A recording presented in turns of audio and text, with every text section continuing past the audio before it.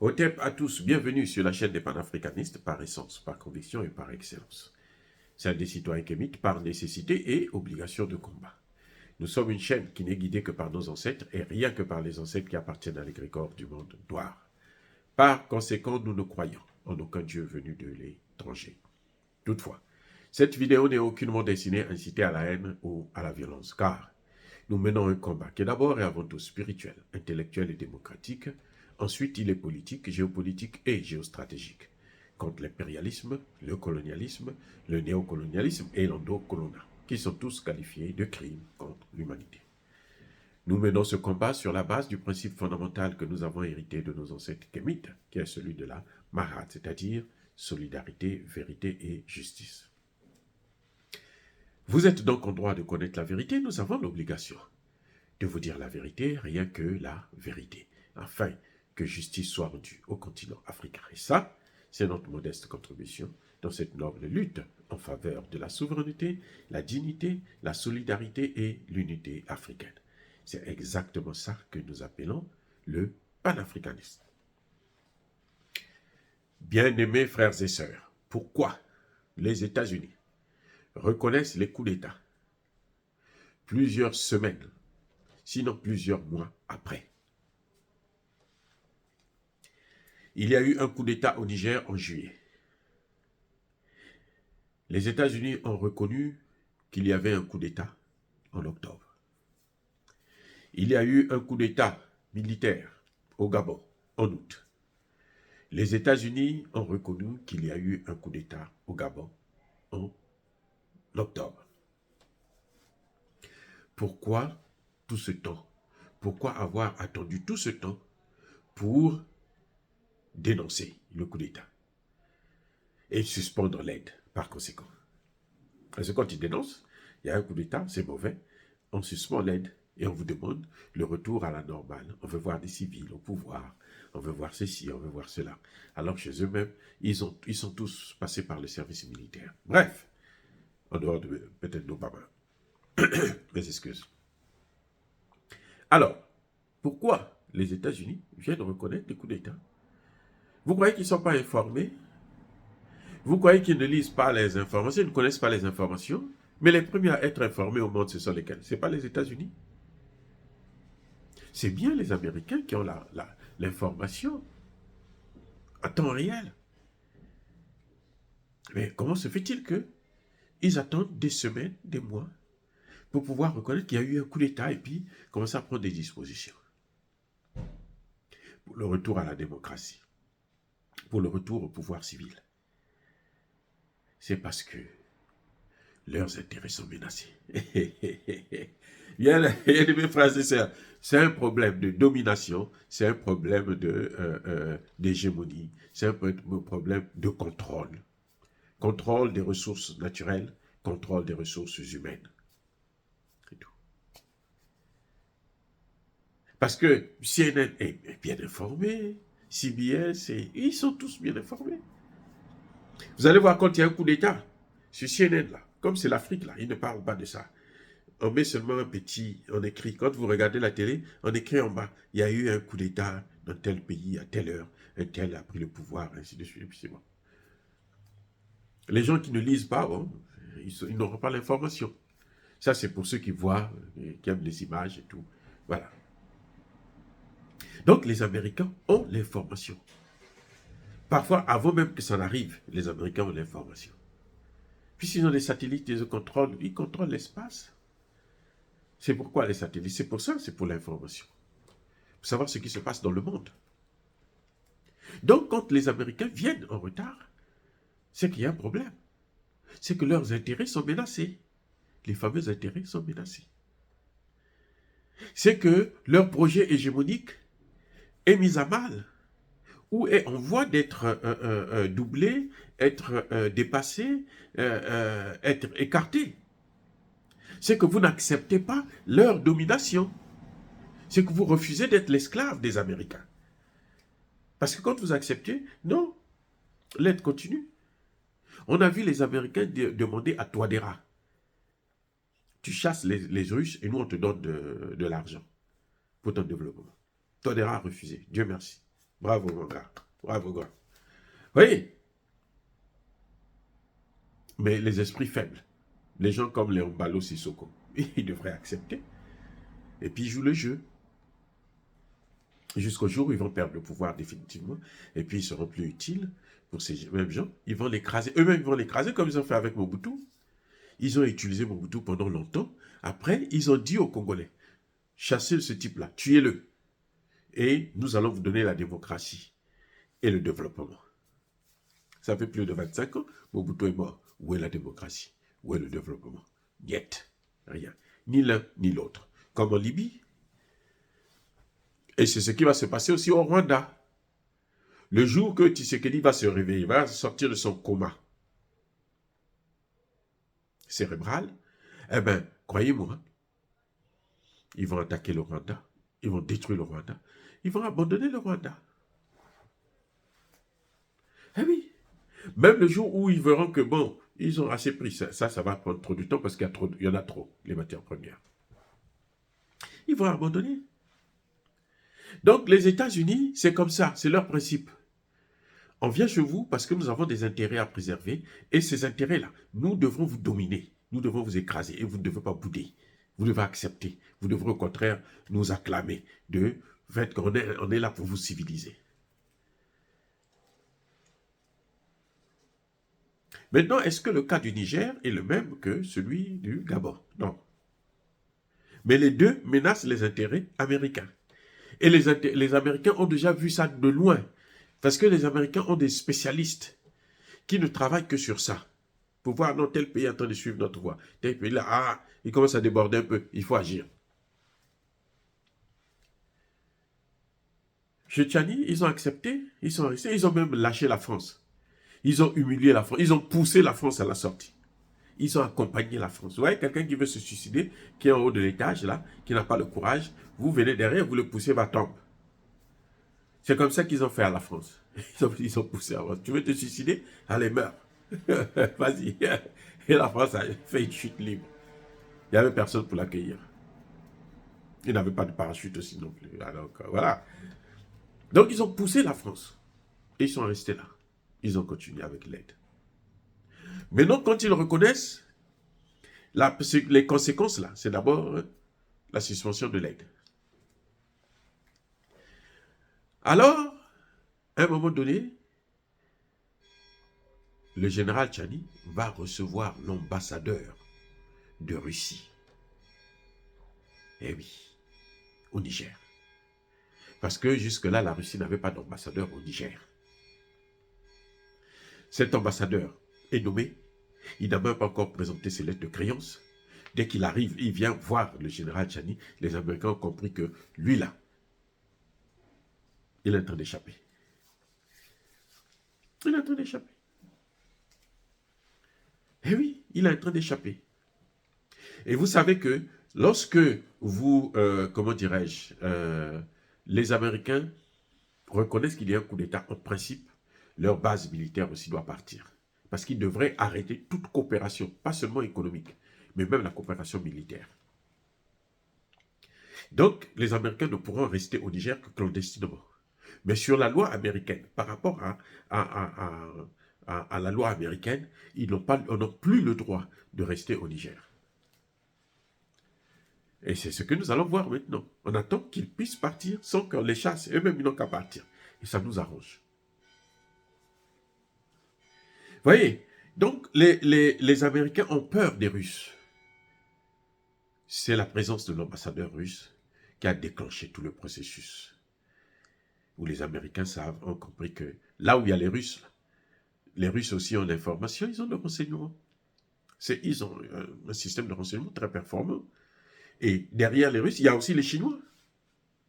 Parce que, je vais vous dire une chose, il n'y a pas que l'ambassadeur de Russie, il y a le chef du département des affaires étrangères du Parti communiste chinois, qui a rang de ministre.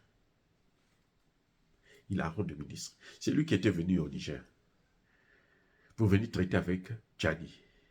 Donc ces deux éléments-là ont déclenché la colère des Américains. Ce n'est pas parce que c'est maintenant seulement qu'ils ont su qu'il y a un coup d'État. Non. C'est parce qu'il y a eu ces deux éléments fondamentaux. Ils se sont dit, aïe, le type là, avec la diversification de partenaires, nous, on ne peut pas. Parce que nous sommes là seulement dans la magouille. Nous, on réussit seulement là où il y a le flou. Là où on peut jongler, tricher, voler, tuer. Mais s'il y a des gens qui vont venir avec de l'argent, parce que les Américains n'ont plus d'argent pour financer des grands projets, les meilleurs actuellement dans le monde entier, ce sont les Chinois. Et dans le domaine de la sécurité, ce sont les Russes qui ont fait leurs preuves au Mali, au Burkina. Donc, qu'est-ce qu'il faut faire en Centrafrique? Donc là, ils reconnaissent déjà, c'est un premier pas, reconnaître qu'il y a un coup d'État, suspendre l'aide économique, l'aide au développement, et en plus, il y a d'ailleurs l'aide au développement, c'est pas l'aide au développement, il n'y a pas de développement. Et puis maintenant, on va aller à la prochaine étape, la coopération militaire. C'est pas la même situation au Gabon. Au Gabon, c'est un autre problème, mais ça nous amène pratiquement au même niveau, au même endroit. Parce que les mêmes causes produisent les mêmes effets. Tout chemin mène à Rome. Même si vous prenez l'avion, l'autre prend le bateau, l'autre prend la voiture, l'autre prend le vélo pédalé, vous allez arriver au même moment. Alors, ce qui se passe au Gabon, c'est quoi? C'est que, mais le général Nguema, lui, il a touché des points fondamentaux. Il n'a pas besoin de salaire. Il dit non, votre salaire là, je n'ai pas besoin de ça. On dit, mais lui là, il n'est pas venu pour l'argent. Alors que on reconnaît les Africains là, parce que ce sont des amoureux. Ils adorent l'argent. Vous voyez, ils adorent l'argent. Donc, mais lui là, il ne veut pas de l'argent, c'est grave. Même si on sait qu'il est déjà très riche. Bon, mais nous on voulait que, parce que c'est avec l'argent qu'on arrive à les corrompre. Quand on te donne de l'argent, maintenant on te dit, bon, voici ce que tu dois faire pour nous. C'est un échange. Le général Nguema arrive, il vous dit, il est hors de question que nous puissions aller au FMI et à la Banque mondiale pour prêter de l'argent. Le général Nguema a compris que le FMI, c'est le problème. Parce que quand vous demandez de l'argent au FMI, on pose des conditions. C'est le FMI qui a détruit toutes les économies africaines. Le FMI que vous voyez. C'est lui qui a détruit toutes les économies africaines. Il faut pas blaguer avec ça. Hein. Le FMI, c'est une institution puissante et méchante, criminelle même. Elles s'en fichent. Je vais vous dire, au Congo, avant l'arrivée du FMI, on avait plusieurs entreprises que Massamba Deba avait créées. Hein? Plusieurs entreprises. Fabrication des tissus, des verres, des allumettes, des sel, machin, plein de trucs. Laissé par Massamba Deba. C'est le seul qui a fait vraiment un travail formidable sur le plan économique. Le reste, là, c'est... bon, hein, Kakoudi, là. Donc, quand le FMI, on rentre dans le FMI, il vous amène les privatisations, par exemple. On vous donne de l'argent, vous privatisez. Tout ce qui vous appartient, vous nous donnez ça. Et le président Biya est venu l'expliquer à Washington. Mais les privatisations, là, ça n'a pas amené des capitaux en Afrique. Non. Ils sont venus prendre nos biens et puis ils sont allés vendre ça à l'étranger. Et puis tout est fermé. Comme par hasard. Tout a fermé. C'est-à-dire qu'on ne peut plus les utiliser. Il n'y a rien. On n'obtient plus rien. Donc voilà, c'est ça le FMI. Quand vous venez vous agenouiller devant le FMI et la Banque mondiale, mais vous mettez la corde au cou, c'est un suicide. Un suicide collectif. C'est tout. Il n'y a rien d'autre, le FMI et la Banque mondiale. Ils sont là pour la protection du dollar américain. Et la France aussi reçoit, parce que même si on vous donne ça en dollars, ça doit passer par la France, mais Macron prend sa part, il se sert tranquillement. Donc, tant que vous allez vous endetter, ben, vous enrichissez la France, vous enrichissez les États-Unis. Et vous êtes leurs esclaves. Ils feront de vous ce qu'ils veulent. Pourquoi pour annuler la dette, il faut aller s'agenouiller et demander aux États-Unis? Parce que c'est eux qui détiennent en fait la dette. Ce n'est même pas le FMI. Ah oui, ce n'est même pas la Banque mondiale. C'est les États-Unis. Si les États-Unis disent, bon, on peut annuler votre dette, on va l'annuler. S'ils ne disent qu'on n'annule pas, on n'annule pas. Donc, Guéman, lui, son problème, c'est que il a dit, moi, je ne rentre pas dans cette affaire-là. Je vous signale en passant que c'est la cause de l'assassinat de Laurent Désiré Kabila, qui a géré pendant 3 ans, où il n'a pas demandé d'aide. Ah oui, contrairement à Tshisekedi, qui demande de l'aide pour équiper une armée qui ne fait que échouer, qui ne fait pas de la guerre, qui est là en train de respecter un putain de cessez-le-feu. Laurent Désiré Kabila, celui que nous appelons Mounse, il a dit, moi, je n'ai pas besoin de ça. Les Occidentaux sont venus lui dire, les experts occidentaux disent, tu ne tiendras même pas 3 mois. Il a fait 3 ans.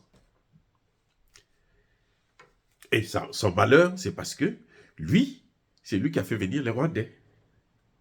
Ce sont les Rwandais qui l'ont achevé. C'est un message que je renvoie aussi pour le président Touadéra. Faites très attention.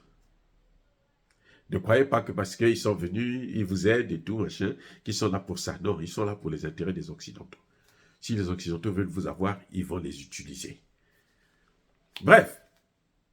Donc, M. Oligui, lui, son problème, c'est celui-là. Le FMI. Et la Banque mondiale qui le rejette. Et là, eux, ils ne gagnent rien dans le processus, dans l'évolution du Gabon. Ils ne gagnent plus. Ils sont perdants. Donc, Oligui les a taclés. Alors, il y a un autre élément qui est aussi important que ça, c'est que Oligui a réintroduit l'éducation civique et morale à l'école. Ça veut dire que, et cette éducation civique et morale, on ne vous apprend pas ça à l'université, hein. C'est, je crois, depuis la 6e depuis le collège en tout cas, que ça commence. C'est-à-dire qu'on vous apprend comment il faut vivre, comment il faut respecter les parents, comment il faut...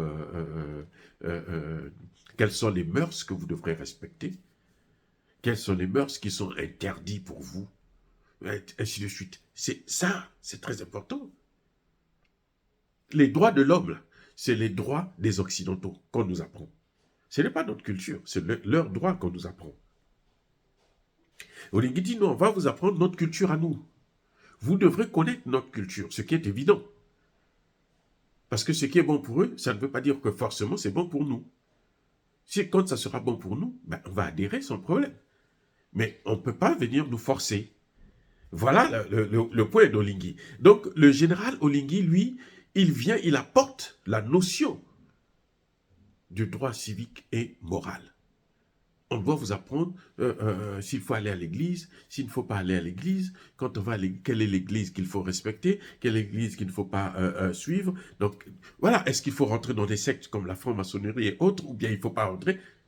C'est dans ce qu'on appelle les droits civiques et moraux, et moraux plutôt. C'est ça le droit civique et moral. Et quand vous touchez à ces choses-là, vous êtes en train d'aller à l'encontre de la stratégie, la politique américaine de l'imposition des droits américains à l'étranger. Sans pourtant vous prononcer que bon, nous on ne veut pas de vos droits, vous apprenez à vos enfants, voilà chez nous comment les gens doivent vivre. Donc, vos enfants automatiquement rejetteront les droits qui vous sont imposés par les Occidentaux qui ne sont pas dans votre culture. Automatique, ça va de soi, puisque les enfants vont dire, oh, mais c'est quoi, c'est ça? Ça, c'est quelle bêtise encore? Allez. C'est pour ça que vous avez vu que les Américains maintenant se lèvent, ils sortent pour dire les droits, qu'il y a eu un coup d'État. Il faut que vous puissiez donner le pouvoir aux civils. C'est ça. Les Américains n'ont jamais été insultés, ni au Niger, ni au Gabon, mais leurs intérêts sont menacés. Et quand ils voient ça, là, ils sont obligés de réagir. Et la première des choses, comme ils savent que nous, on a besoin d'argent, on bloque le développement, l'aide au développement. Comme je disais tantôt, l'aide au développement, ça ne nous développe jamais. Sinon, depuis 60 ans, on serait déjà des pays mieux que la Chine. Parce que vous savez, la Chine, là, il y a 60 ans, on était au même niveau hein, avec nous, les pays africains, la Chine que vous voyez là. Mais nous, à cause de l'aide au développement, on n'a pas pu avancer. Bien-aimés frères et sœurs, dire cela, c'est inciter à la haine ou à la violence. Non, il n'y a pas colère vers Amalek. Encore une fois de plus, soyez bénis. Je persiste et je signe. Soyez abondamment bénis par le Dieu des Kémites et par nos ancêtres fragilisés. Mais que tous ceux qui persécutent le continent africain le pillent et le déstabilisent. Qu'ils soient noirs, blancs, chinois, arabes, indiens ou qui qu'ils soient punis, maudits, foudroyés, neutralisés, écrasés, effacés par ce Dieu des Kémites et par nos ancêtres angélisés. Vive l'Afrique éternelle, j'ai dit et j'assume.